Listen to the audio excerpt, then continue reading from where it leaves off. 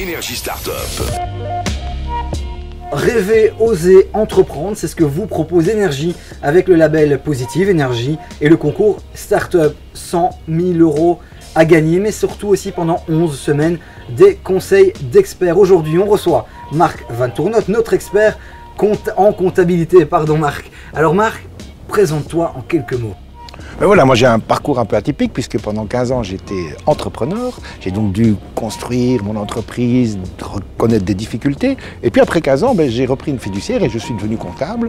Et là donc je me suis trouvé de l'autre côté du miroir avec cette expérience très intéressante d'avoir été, disons, dans la peau de ces entrepreneurs. Et depuis, on va dire janvier, je dirige un centre d'entreprise pour aider justement les jeunes à devenir autonomes et à créer, disons, leur entreprise. Passionné d'entrepreneuriat, mais surtout comptable fiscaliste. Alors Marc, comment choisit-on son comptable?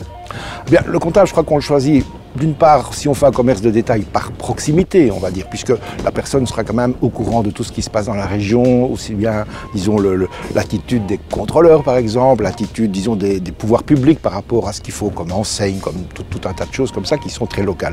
Ou sinon, c'est par des prestations de services, on aura des comptables très spécialisés dans un domaine, et évidemment, en allant sur le site de l'Institut des comptables, www.ipcf.be, on met chercher un comptable, et on aura à ce moment-là un comptable agréé. Parce que ce qui compte aussi, c'est que le comptable est une profession libérale qui a des règles déontologiques. Et donc s'il est agréé, il doit répondre à un certain nombre de choses, il est assuré, il doit suivre une formation, et donc on a une sorte de garantie d'être en confiance avec son comptable. C'est très important. Alors ce qui est important aussi finalement, c'est aussi le bouche à oreille. Le bouche à oreille pour nous permettre justement de savoir si le comptable est bon.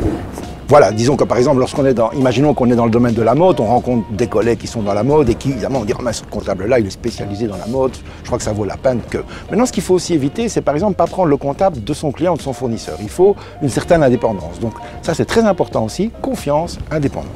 Proximité, bouche à oreille, comptable agréé. Merci Marc pour tes conseils. Alors si vous voulez d'autres conseils de Marc et de nos experts, une seule page et vous la connaissez, facebook.com/énergie startup. Alors, prêt pour le grand saut?